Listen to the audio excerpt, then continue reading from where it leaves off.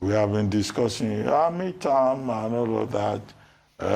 People have been singing, some characters have been saying, now our papa did be so, we no get another one. Now our papa be so. Monuments have been named after President Bola Ahmed Tinubu.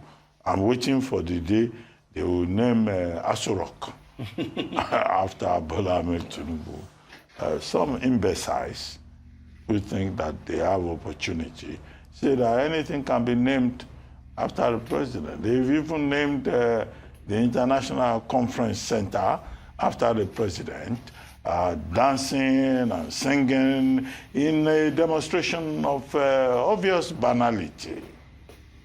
So, but let's talk results. Mm-hmm. Do you think that in 2 years, President Tinubu has been able to transform this country? What do you think he needs to do going forward? I don't want you to speak as a partisan politician. Otherwise, they will reduce this conversation to, oh, Sowore, what do you want him to say? Speak as a Nigerian, as a citizen. So I'm going to speak factually. And I'm also going to speak statistically. Backed with empirical facts. Yes. You know this table. Exactly. It's about empirical facts. So, in my own way of judging the regime, metaphorically and empirically, should be looked at from the point of the Lagos-Calabar highway that was promised to be 700 kilometers and will be done in whatever number of years it should have been done. And in 2 years, only had 30 kilometers completed to be commissioned. And if you look at the percentage of that, you can use that to judge every other thing that has been done in the country. And I want to address very quickly the issue of naming places after the president. I think that in itself is a sign of insecurity, that the people handling the regime or the regime itself is so unsure of itself, it had to be naming monuments after itself when there is nothing happening in the country. There is no reason why anybody who has done well for the country wouldn't wait for monuments to be named after them after they have left. But you know, you and I know this, and you mentioned it, that there's a level of imbecility involved. That's true. And what that means is that even other monuments that have been named after people in this country speaks to the fact that monuments are named after people who have contributed the least amount of progress to the country. And it's just done in a way that have no respect for the dignity of the people, respect for history, and respect for our existence.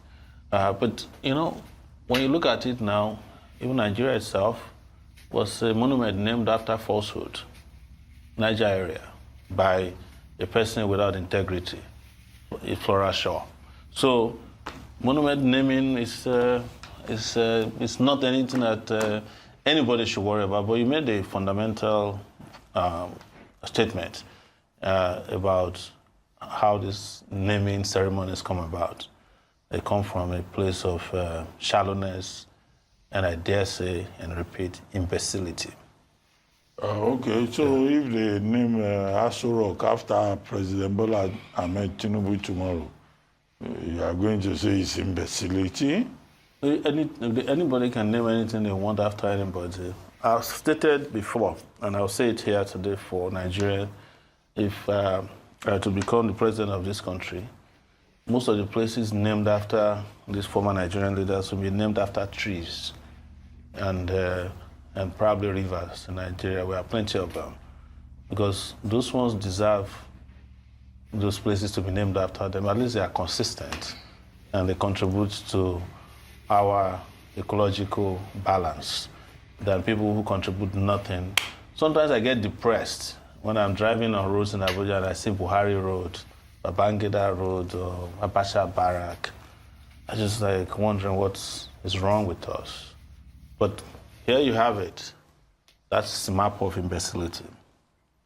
Okay, Sowore, you've been in journalism for years, even as a student. I've been everything.